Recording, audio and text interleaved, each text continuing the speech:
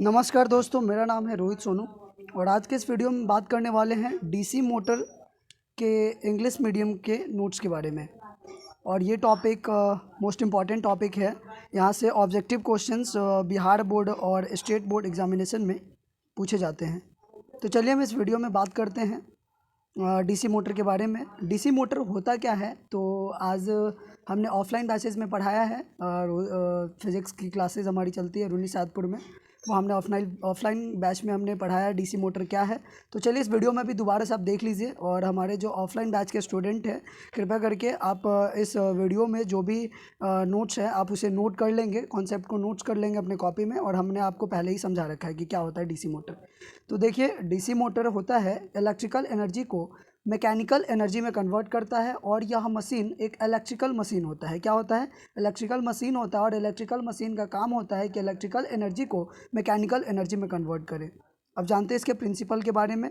तो इसका जो वर्किंग फंक्शन है बेस्ड है कि एक कंडक्टिंग कॉइल को किसी एक कंडक्टिंग कॉइल को अगर मैग्नेटिक फील्ड में रखते हैं तो वहाँ पे टॉर्क जनरेट होता है।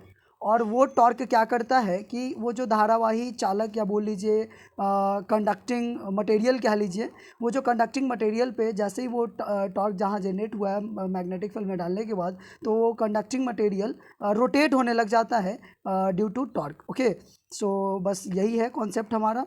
और देखते हैं इसके कंस्ट्रक्शन के बारे में। कंस्ट्रक्शन कुछ इस प्रकार बना हुआ है, आप देख सकते हैं इस डायग्राम में नॉर्थ पोल साउथ पोल के बीच यहाँ पे कंडक्टिंग मटेरियल रखा हुआ है। और यहाँ पे आर्मेचर लगे हुए हैं, B1 B2 आपके ब्रशेज़ हैं। और F1 F2 जो फोर्स का डायरेक्शन दिख रहा है, जो रोटेट करते हुए नज़र आ रहा होगा आपको। और ये बना हुआ ABCD के टर्म में, यहाँ B1 B2, यहाँ R1 R2 आर्मेचर दिख रहा होगा। यहाँ पे सोर्स भी लगे हुए हैं। और ये देखिए एक और दूसरा डायग्राम बना हुआ है। और यहाँ आप देख सकते हैं जो ABCD है वो आर्मेचर कॉइल है। और S1 S2 यहाँ पे स्प्लिट रिंग कॉम्युलेटर्स है, आप देख सकते हैं S1 S2 को। और कहने का मतलब B1 B2 यहाँ देखिए कार्बन ब्रशेस है। और नॉर्थ साउथ पोल को हम कहते हैं स्ट्रॉन्ग मैग्नेटिक पोल्स। ओके, अब इसके हम समझते हैं वर्किंग फंक्शंस को। तो वर्किंग फंक्शन इस प्रकार है। Force on any arm of the coil is given by, तो फोर्स ऐसे भी होता है I×L क्रॉस B। और फिगर में भी आप देख सकते हैं कि जो AB के क्या कैसे लग रहा है, तो परपेंडिकुलर लग रहा है, ठीक है।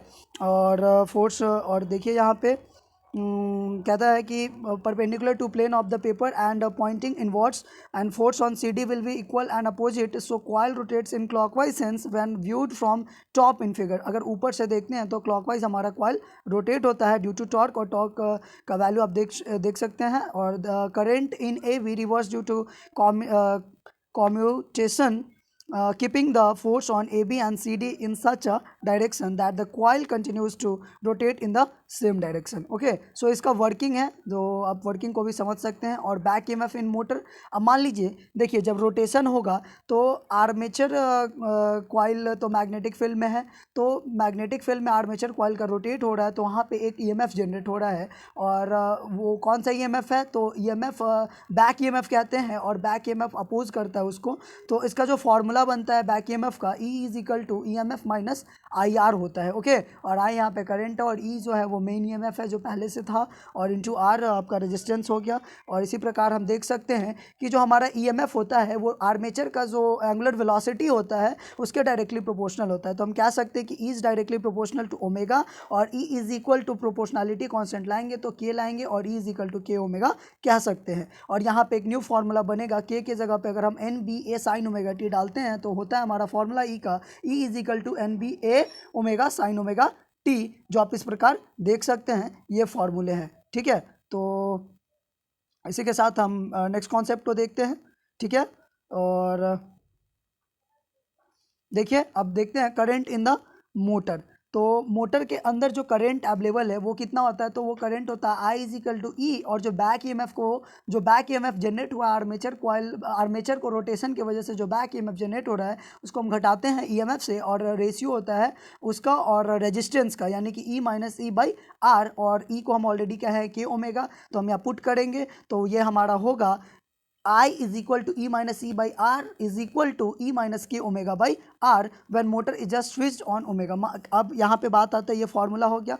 अब कहने का मतलब है कि हमारा जो करंट है वो मैक्सिमम कब होगा। तो मान लीजिए जब हम करंट कब मैक्सिमम होगा, जब आर्मेचर ही रोटेट ना करे, यानी एंगुलर वेलोसिटी क्या हो जाए, जीरो हो जाए। वो किस कंडीशन में होगा, आर्मेचर रोटेट कब नहीं करेगा, जब मोटर का स्विच ऑन ना रहे, यानी कि तो उस टाइम पे क्या होगा, motor is just switched on, omega is equal to zero, just ही स्टार्ट हुआ तो ओमेगा क्या होगा, जीरो। तो ओमेगा जब जीरो होगा तो ई बराबर के ओमेगा का है, तो omega into K into zero, तो E is equal to zero. तो हम इस इक्वेशन में पुट कर सकते हैं, इस इक्वेशन में हम क्या पुट कर सकते हैं, तो आई इज इक्वल टू आपका गिवन है E minus E by are. अगर हम इस ई के जगह पे जीरो डाल रहे हैं, क्यों जीरो डाल रहे हैं, क्योंकि ओमेगा को क्या कहते हैं, जीरो, और ई का फॉर्मूला होता है के इंटू ओमेगा होता है, और इस ओमेगा के जगह पे ही जीरो हो रहा है, तो ई हमारा क्या हो गया, जीरो हो गया। तो इस कंडीशन में आई जो हमारा होगा वो E minus zero by are होगा, तो ई बाई आर हो जाएगा। आप ये समझ सकते हैं यहाँ से। तो कहने का मतलब हमारा मैक्सिमम होगा आई इज इक्वल टू क्या, I is equal to E by R, maximum current होगा। अब हम लोग जानते हैं मोटर स्टार्टर के बारे में। तो देखिए मोटर स्टार्टर होता क्या है, तो हम आपको अभी बताए हैं कि जो अभी हमने आपके डीसी मोटर का हम कंस्ट्रक्शंस को देखे हैं, उस कंस्ट्रक्शन में हमने आर्मेचर को देखा है। तो देखिए आर्मेचर क्या होता है, आर्मेचर मैग्नेटिक फील्ड में तो रोटेट, वो तो कहानी का अलग है। आप यहाँ पे समझिए कि जब आर्मेचर होगा उस सिस्टम में लगेगा, और जब वहाँ पे जब करंट क्या हो, लार्ज अमाउंट में फ्लो होगा, किस अमाउंट में, लार्ज अमाउंट में करंट फ्लो होगा डीसी मोटर में, तो क्या होगा, आर्मेचर जो होगा आपका वो जल जाएगा, वो क्या हो जाएगा, ख़राब हो जाएगा आर्मेचर। तो आर्मेचर को बचाने के लिए वहाँ पे किस कॉन्सेप्ट का यूज करते हैं, तो वो जो लगता है वहाँ पे उस जगह पे मोटर स्टार्टर का यूज होता है। और मोटर स्टार्टर में होता क्या है, तो मोटर स्टार्टर में हाई रेजिस्टेंस का हम एक हाई रेजिस्टेंस का लेकर के हम रजिस्टर को क्या करते हैं, उसके सीरीज़ में कनेक्ट कर देते हैं, ठीक है।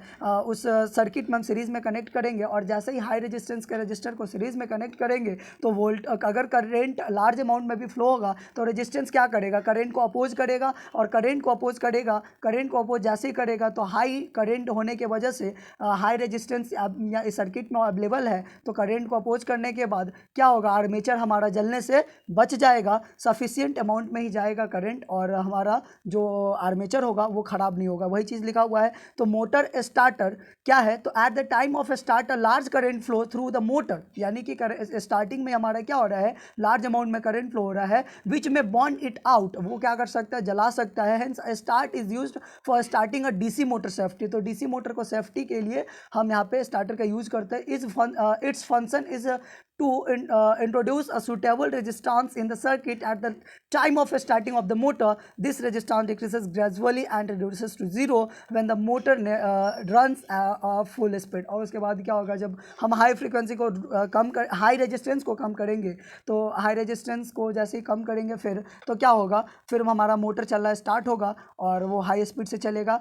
अगर करंट अगर ज़्यादा होता है तो हम क्या करेंगे, रेजिस्टेंस हाई रेजिस्टेंस कनेक्टेड है तो वो अपने आप में एक फंक्शन वर्क होगा, और फंक्शन वर्क होने की वजह से क्या होगा, करंट वहाँ पे कम लगेगा, और करंट कम लगेगा तो आर्मेचर मेरा जलने से बच जाएगा। इसीलिए हम मोटर स्टार्टर का यूज़ करते हैं। चलिए यहीं तक ये कॉन्सेप्ट था, और आप देख सकते हैं मोटर स्टार्टर का फिनोमेनन ये इसी तरीके से है। 6 पे हाई ही रहेगा और R1 पे क्या रहेगा, कम रहेगा। अब जैसे ही करंट बढ़ेगा तो क्या होगा, करंट बढ़ेगा तो फिर ये सिस्टम में हम कह सकते हैं कि मोटर जो स्टार्टर लगा हुआ है हाई रेजिस्टेंस आएगा, तो हाई रेजिस्टेंस होने की वजह से अगर हाई करंट अप्लाई हो रहा है तो हाई रेजिस्टेंस करंट को अपोज करेगा और आर्मेचर को जलने से बचा लेगा। बस यही फिनोमेनन को यहाँ पे दिखाया हुआ है, और यही कुछ लिखे हुए हैं। The value of starting resistance minimum maximum at the time t is equal to 0 and is value is controlled by spring and electromagnetic system and is made to 0 when the motor turns it's a safe speed. Okay, और ये कुछ formula है mechanical power of efficiency का।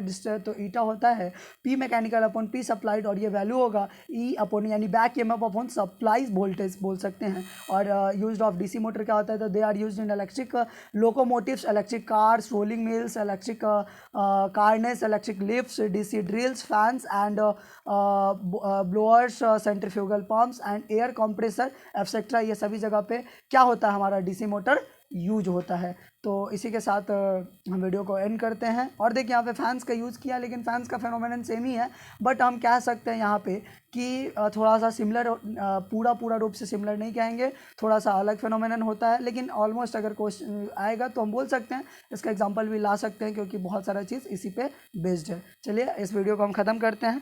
Thanks for watching my video, और फिर मिलते हैं next concept के साथ। तो इसी के साथ वीडियो को एंड करते हैं।